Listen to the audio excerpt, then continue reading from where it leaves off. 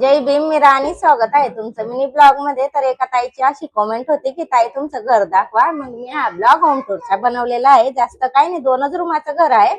तर तर चला तुम्हाला दाखवते मी माझं घर. चला. तर हा आहे पुढचा हॉल आहे, पुढचा रूम. म्हणजे मोठा जे आहे, कारण बेड काढून टाकलेला आहे तर पूर्ण जागा रिकामी होऊन गेलेली आहे.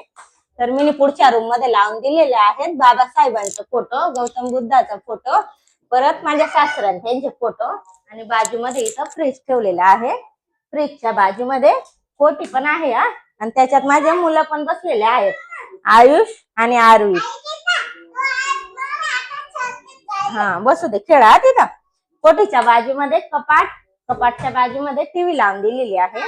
आणि इथं हे छोटं कपाट ठेवलेलं आहे, त्याच्यावर झावरी घड्या करून ठेवून दिल्या. परत त्याच्या बाजूमध्ये हे लहान रॅक लावून दिलेला आहे, तिथं छोटे मोठे भांडे सर्व येऊन गेलेले आहेत. आणि समोरच हे मोठं रॅक आहे, तिथं डब्बा वगैरे, हांडा, सर्व सामान ऍडजस्ट होऊन गेलेलं आहे. तर हा होता पुढचा रूम. तर चला आता तुम्हाला किचन दाखवते. चला. तर हे आहे माझं छोटस किचन.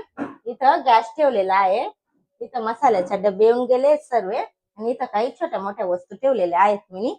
आणि बाजूमध्ये वॉशरूम आहे, इथं प्यायचं पाणी भरलेलं माठ आहे.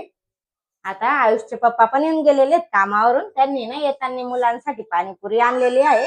म्हणजे ना आयुषने फोन लावला होता, म्हणजे मी फोन लावला होता पण माझ्याकडून घेऊन घेतला त्याने फोन. आणि सांगत होता पप्पा मला पाणीपुरी आणा. मग त्यांनी मुलांसाठी पाणीपुरी घेऊन आले आहेत. तर चला पहिले मुलांना खाऊ घालून देते, त्यानंतर मी स्वयंपाक करणार.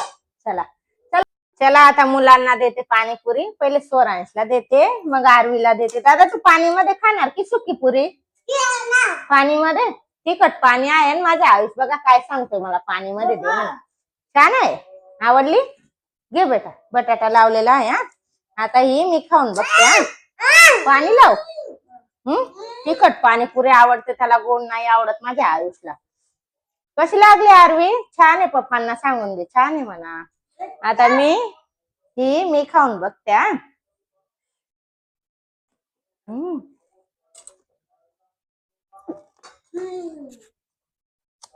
खरंच खूपच छान आहे. आवडली तुला? चला आता मुलांना खाऊ घालून देते पटापट. त्यानंतर माझा स्वयंपाक पण बाकी आहे. पाणीपुरीवर तर पोट नाही भरणार, स्वयंपाक तर करावाच लागेल. तर मिनी ब्लॉग मी इथे एंड करते. भेटूया नेक्स्ट ब्लॉग मध्ये. Bye bye bye.